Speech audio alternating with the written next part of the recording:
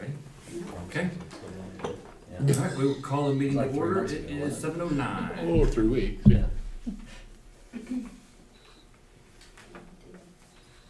Yep, Keith is absent, Giovanna is absent, Jim, here.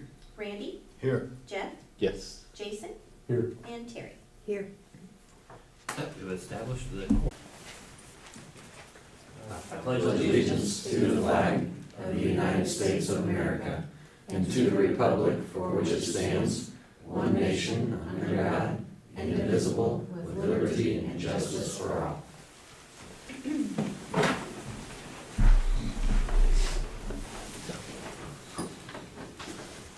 All right, first order of business, we need approval of the agenda. I'll make that motion. I will second that. Thank you, Randy. Thank you, Jeff. Yep, all in favor? Raise your hands on this one. Everyone. We'll raise your hands on these. Don't have to. Not unless it's a tie, and there's 2 and 2, so there could be a tie. Oh, I we're can do gonna, that, man. We can make that. we're harder, gonna right? tie with this here. Not on this one, though. We're good on this one.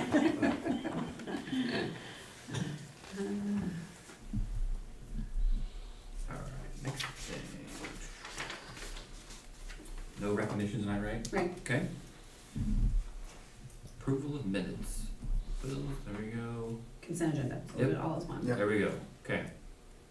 Consent agenda, we need a motion to approve. I'll make that motion. I'll second. Thank you, Randy. Thank you, Terry.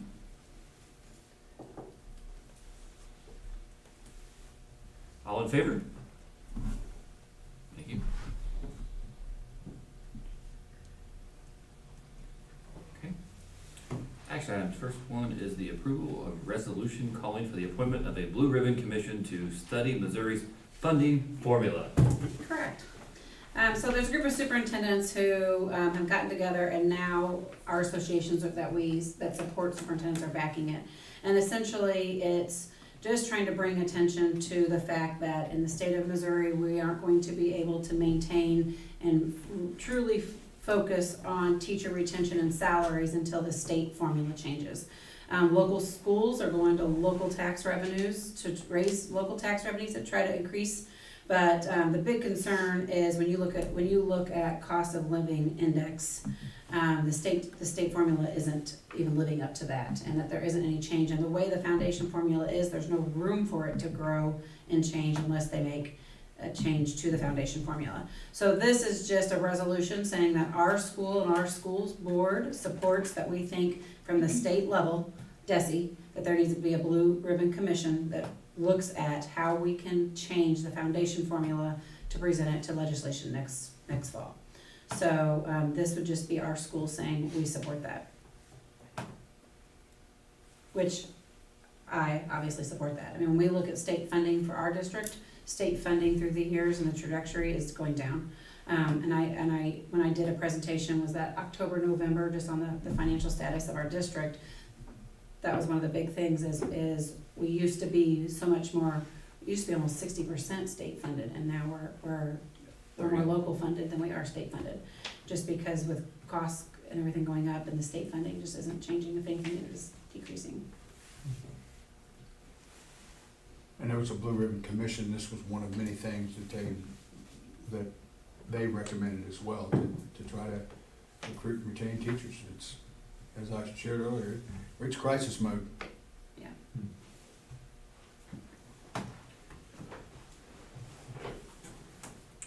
All right, need a motion to approve the Blue Ribbon Commission to study Missouri's funding formula. I'll motion. Thank you, Jason.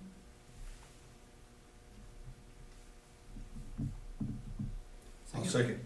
Thank you, Randy. All in favor?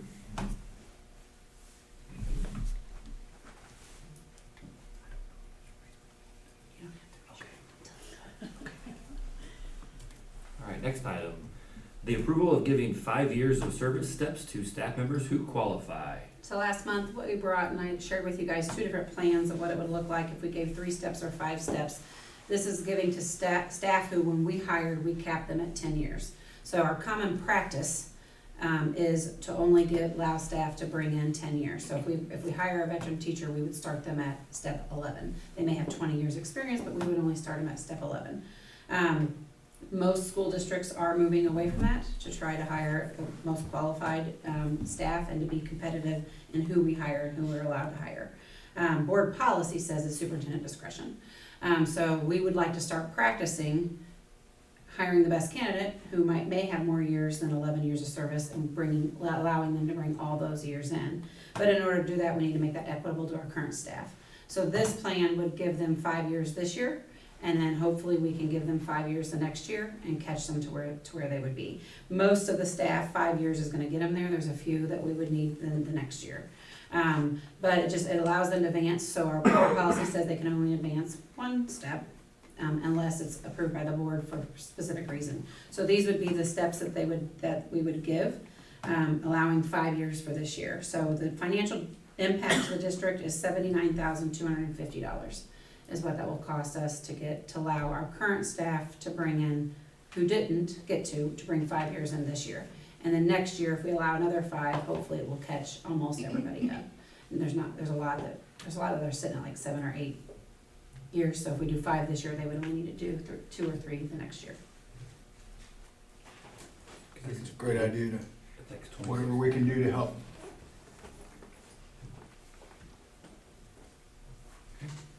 Right, need a motion to approve the giving of 5 years of service steps to staff who qualify. Motion. Second. Thank you, Jason, thank you, Terry. And I appreciate you looking into that and bringing that to us. I think that's Well, I mean, we're spending a lot of money. But we're spending it on our staff right Exactly. now. And I think we have to, or we're gonna lose more. Yeah. So it's the number one step, because they're the number one priority we have to have in order to make sure we have the right people here for our kids. So it's a trickle effect, but it's necessary. All right, got a second, all in favor? I'm gonna abstain because I may have a person involved in that. You're gonna have to vote.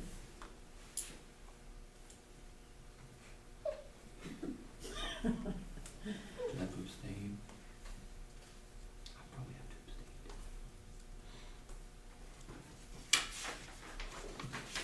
Okay. Our next item is the approval of 2023 to 2028 bank bids. Correct. So, board policy says every 5 years we should go out to bank bid, just to stay healthy, and just to give, especially anybody local, opportunities. We haven't been to bank bids, the manager at commercial has been there 26 years, and he's never been through this process. So we're re-implementing those strategies in that process. So we gave personal bank invites to the 2 banks here in town, Central Bank of Midwest and Bank of Odessa of Grove, Lamont, which is formerly Commercial Bank. And then we advertised it for 2 weeks. We received 2 bank bids back, both here local. And you can click on those and go through all the specs and look at what, each one of them, there's a variety of different aspects we were looking at. What are the fees, the general fees for a variety of different, services, as well as some of the investments that we may or may not deal with. Essentially, Bank of Odessa, Oak Grove, Lamont is waiving all fees, and Bank of Midwest, Central Bank of Midwest did not. So our recommendation is to stay with Bank of Midwest, Oak Grove, Lamont. We've banked with them for a long time, as long as I know of, at least over 20 years. And this will be for a 5-year bid. So in 5 years, we'll go back out to bid. What are the fees that they're waiving compared to central bank's fees? Well, for example, so Bank of, I want to say commercial, Bank of Odessa, Oak Grove, Lamont. That's it right there, you just It's a said, tongue it. twister. That's the problem. It's a tongue You twister. just, They waived everything. So Central Bank, and I'll pull it up and look here. They were gonna have fees for they're gonna have fees for the cash and coin deposit bags, fees for the overnight deposits, which we don't have much of, fees for checks, the purchase of checks. Right now, they're free for us. Printed deposit books as needed, fees for that. A $5 stop payment fee, which we have a lot of stop payment fees. Wire transfer funds, $10 fee. A $30 fee for every time a direct deposit payroll monthly maintenance. And all of those are gonna be waived for the ACH credits.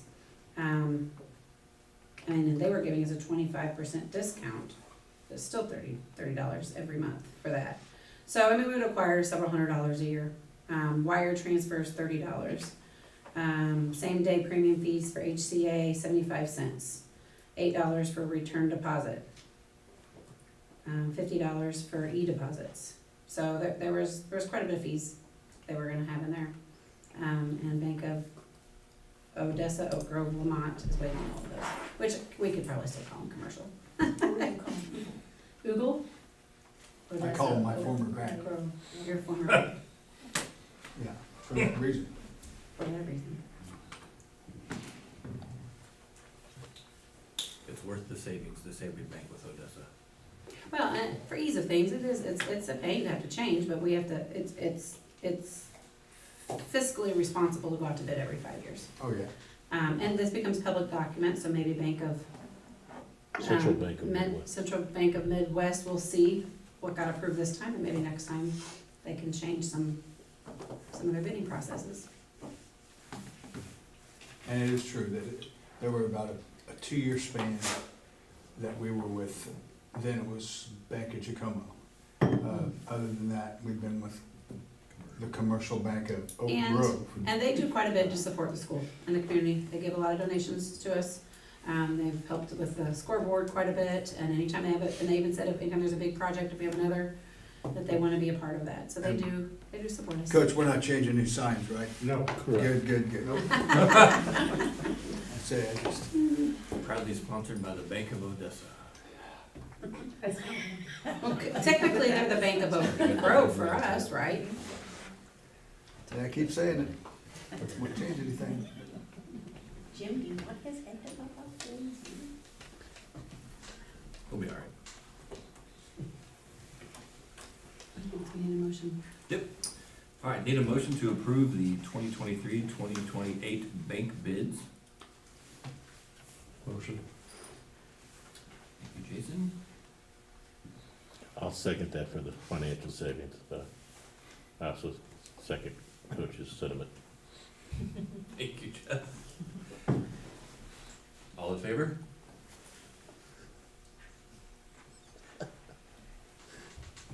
Can't do it.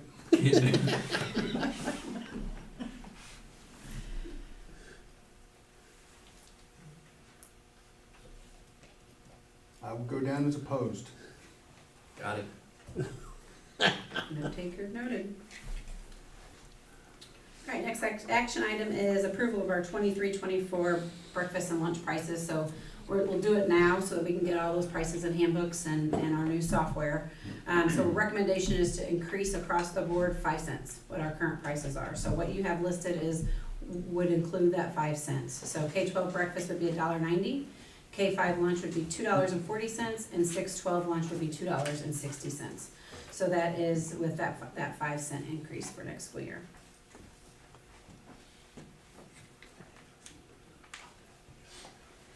You were taking turns. Well, I'll make a motion to approve that. Thank you, Jeff. Jason.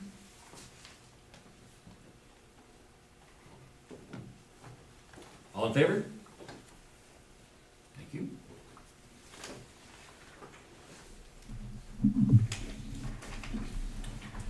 All right, discussion items. First one is the MSBA 2023 B policy update, first read. So believe it or not, MSBA is trying to reduce the amount of policies they're updating at one time. So this is small, and it is pretty small. So generally we do 3 readings in everything that we do. First time is just to expose it. Second time, I'll kind of give just a general overview, and then third time would be any discussion we have to approve it.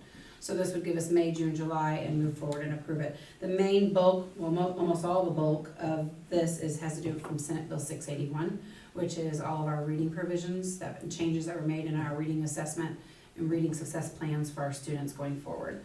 So most of this is eliminating old policy, updating new policy and procedure. And then along with that is a piece that talks about community engagement at board meetings. So there's always a piece that says once a year we're supposed to reestablish how we're gonna allow community to engage at a board meeting. And you can have open discussion and dialogue, and anybody that can provide input from the community that they want to. So we're looking at some measures on how we can do that. I've seen a few schools put out surveys or put out a communication email that they can say and give input to how they feel like we should hold community input at a board meeting. And then the board will determine how we're gonna do that going forward. So that and then the reading plan, the Senate 681 are the main 2 points of all of these changes. So this is just first glance for you to look at. Green is new, red is what is being taken out. And next month we'll kind of break that down for you and what that looks like.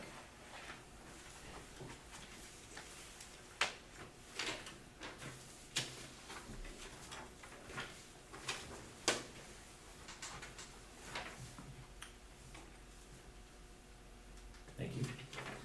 Next discussion item is the school safety grant. Yes. So, Ryan and I kind of threw together quickly.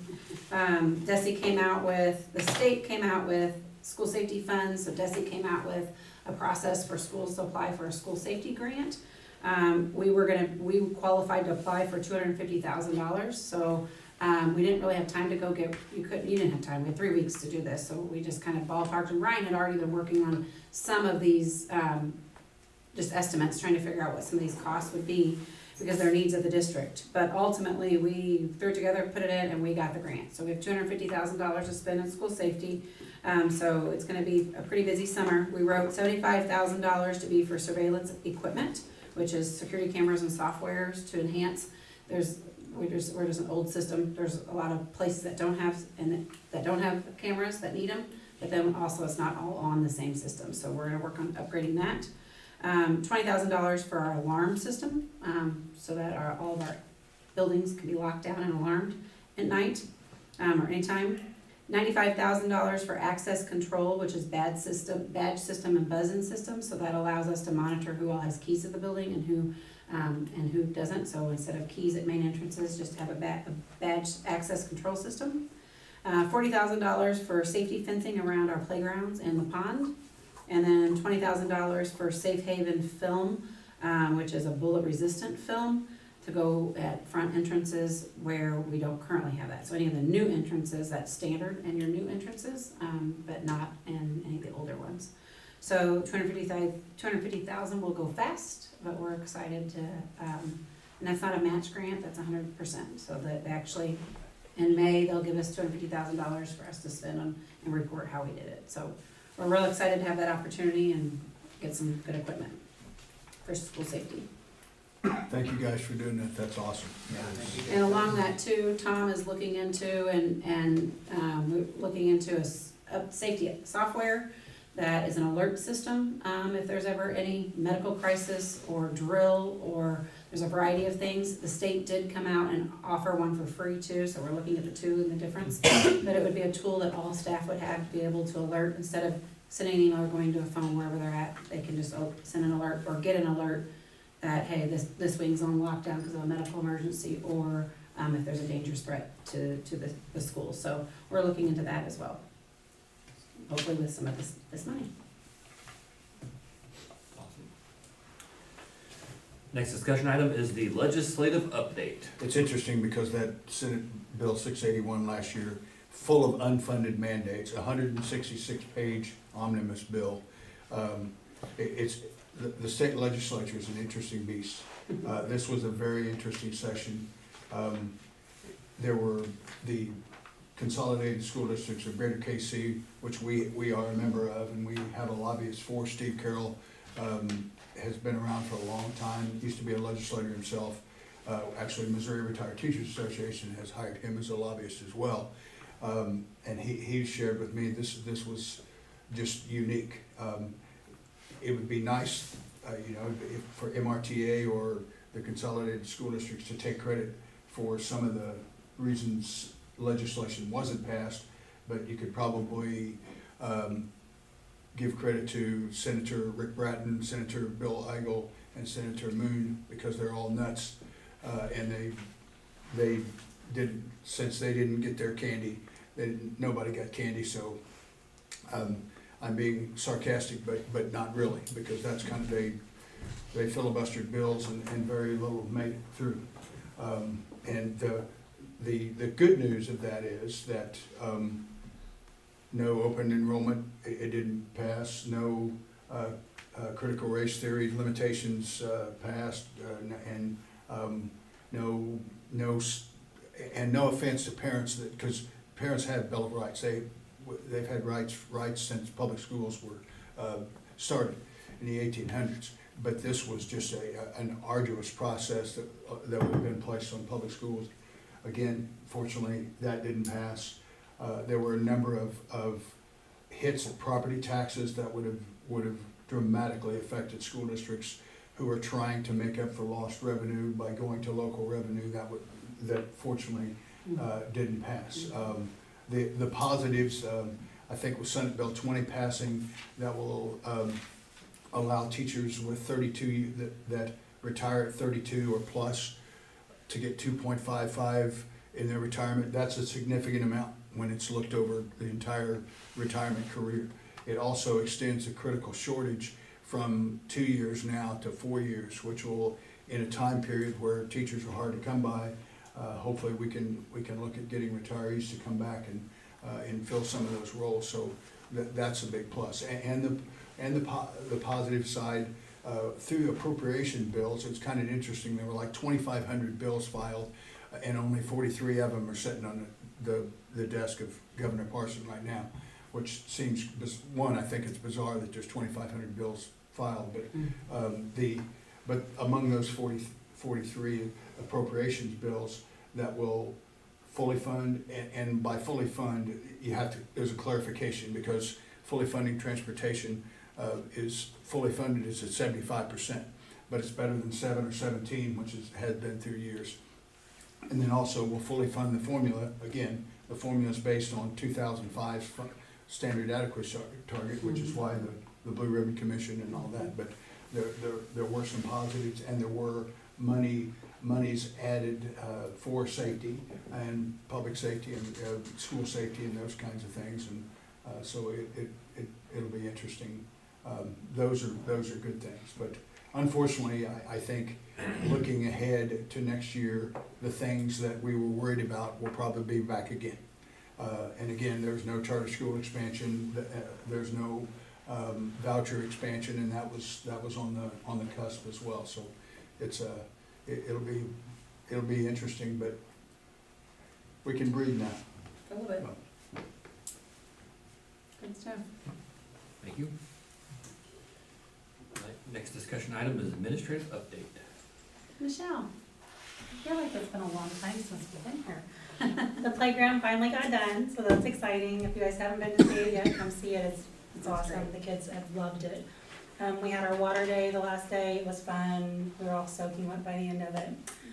We had our first pre-K celebration, and it was standing room only. I'll send videos to you guys of what they want to be when they grow up, because those were really cute. And we have done screenings now, and we only have 10 openings tentatively for the fall, which last year we did 31 screenings in August, and 17 of those qualified. So it looks like we could be starting our year off, because the year previous it was 15 that qualified, so it looks like we'll be starting our year off with a waiting list, which makes us a little sad, but it is one of those things that I'm not sure what's going on with it, but if that's gonna be the trend from now on or what it is, but things are going good on our end of the world. Hello, everyone. Let's go through. So the first week of May is Teacher Appreciation Week. So since our staff in every building, but according to me, are top notch, we really celebrated our teachers that week. And I just want to thank PTO as well as our community for donating. They really stepped forth and donated a lot of mainly food for our staff, but we appreciate the gift cards they also donated to our teachers also. So they really took care of them. So, and then to conclude the school year, we had many fun activities for our students. Of course, we had field trips, we had field day. Sny Valley Fire Department came, the firefighters did, and played kickball with all the primary kids the last week of school, which was wonderful and a lot of fun.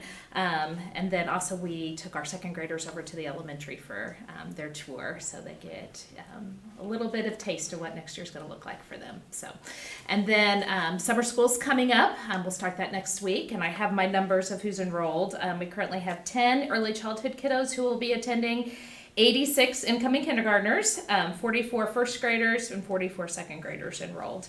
And then elementary, 3rd through 5th will also be in the primary this year. So Misty and I kind of calculated we're going to have a little over 300 kids with us down at the primary this summer. So we'll be busy, but it's good to have those kids here bright and early, 7:30 in the morning on Tuesday. So, all right, thank you guys.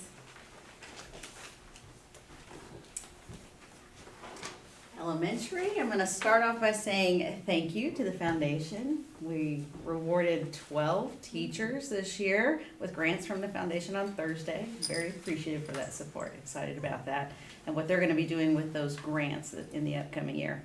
Our 3rd graders took a field trip to the zoo. Pretty excited about that because it's the first field trip the 3rd graders have ever been able to take due to COVID. So Awesome. super exciting. We had a lot of chaperones, a lot of parents and grandparents. So it was a good day. The weather was good. We had a good time.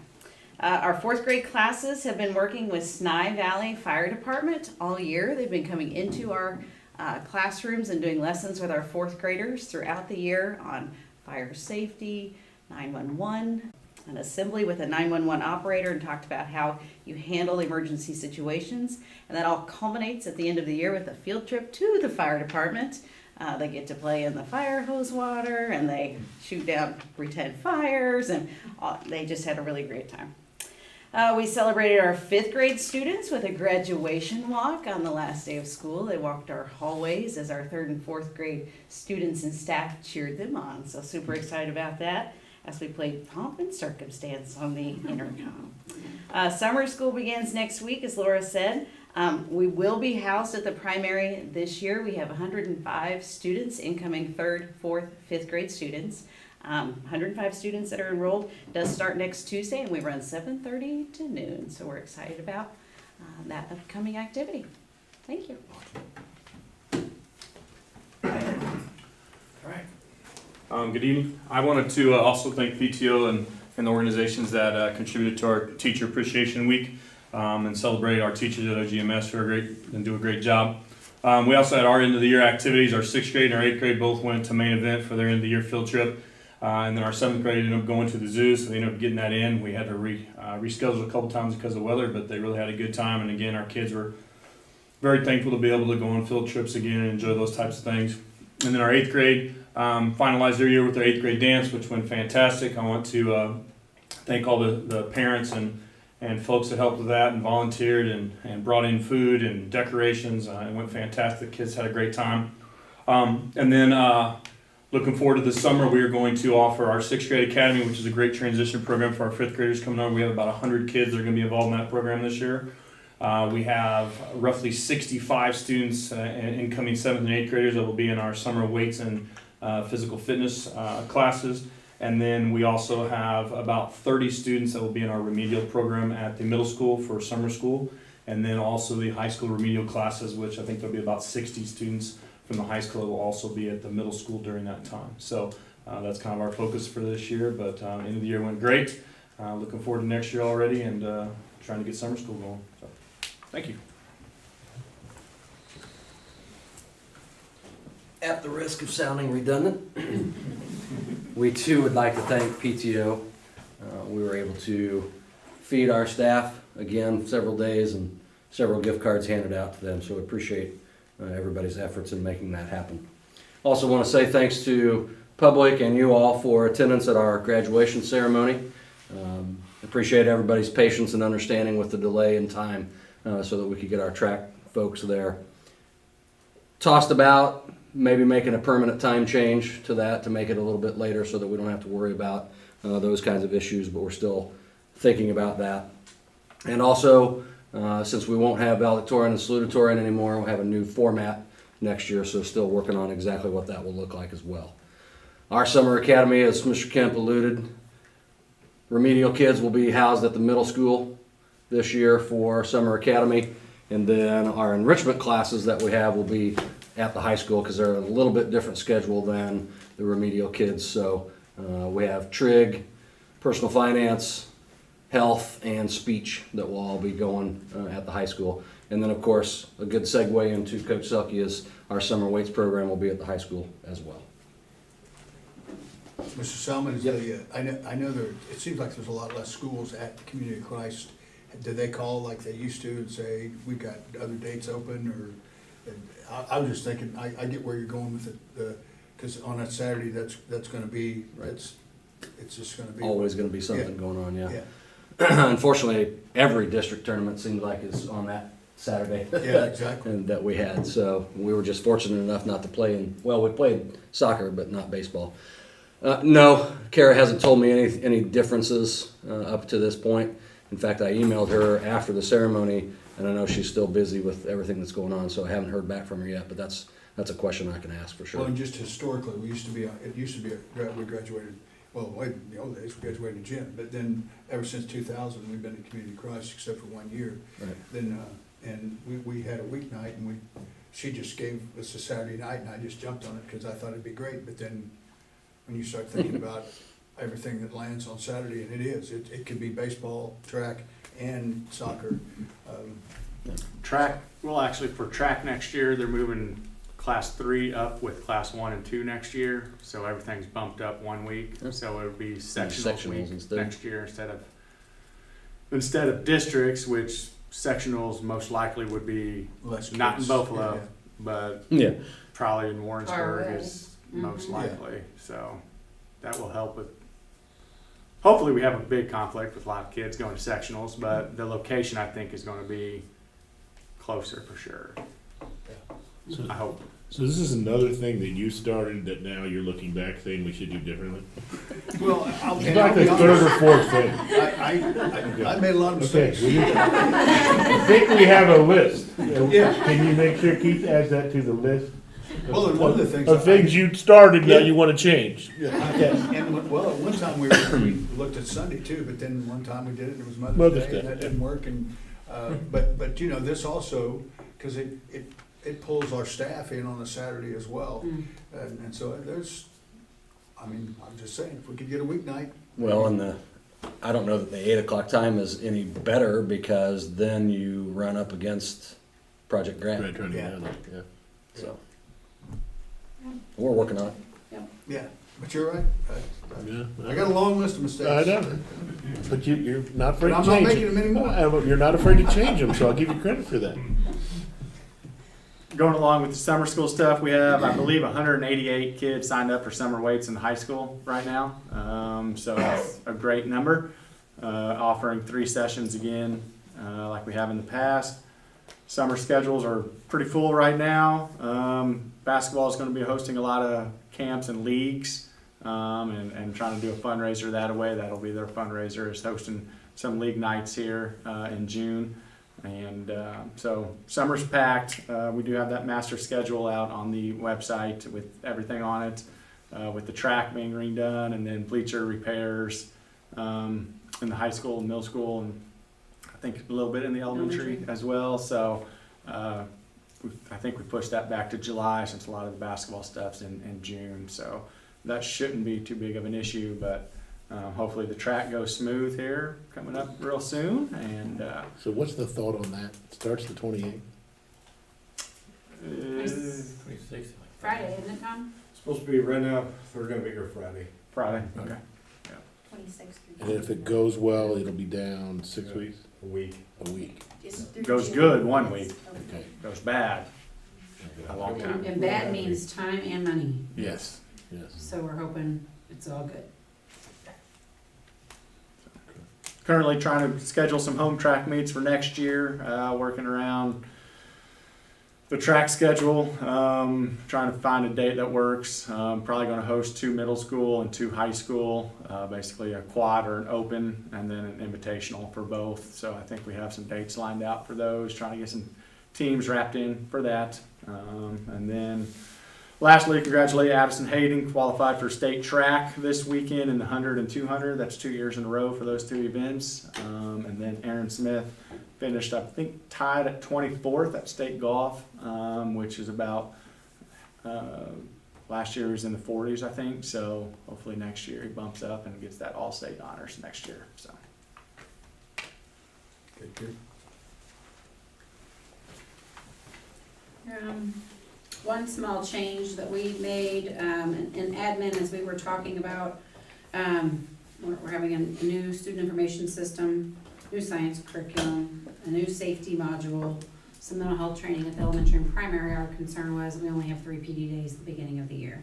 So we surveyed staff, and we are gonna move 1 PD day from in November, that Monday in November, to August 16th. So it's not a change in the schedule, it's not a change in the calendar, it didn't affect minutes or students, but it is, we're rearranging our PD days, so we have 4 PD days at the beginning of the school year to try to get a bunch of that training in. We did also move new teacher orientation to the end of June, so those new teachers can come in, we can give them all those nuts and bolts and meet people and see the district and get some things, and so we're not cramming that in August with all the other things as well, so hopefully that will spread all that out, but that will move teachers to having that whole week of Thanksgiving off instead of we were gonna do a PD day, but students are still off that whole week. And then the last thing too is we are moving to new student information system. Christmas World has been TV's the last several months. Our current information system, so everything is a parent, it'll affect teachers, parents, secretaries, affects everybody. So right now when parents get in and they get into the SIS Tyler app, it'll be a new one next year, it'll be Teacher E. So Tyler is going away and we're getting Teacher E. So parents, when they go to do enrollment, it's gonna be a whole new system, they gotta create a login, they're gonna have it's all new for everybody. Our secretaries and our teachers are working through it this summer for summer school, to kind of become customary with it. When Chris rolled out, our kindergarten parents did some enrollment too. So it'll be new for everybody, so we'll be putting quite a bit of information out to parents and out, just to let people know it is a new system, so when they go to enroll and they're like, what's this? It's all new. It is new. And it's gonna be new for our secretaries and it's gonna be new for our teachers to input grades. So it'll just be a learning, especially at the beginning of the year, a learning. But I do wanna thank Chris.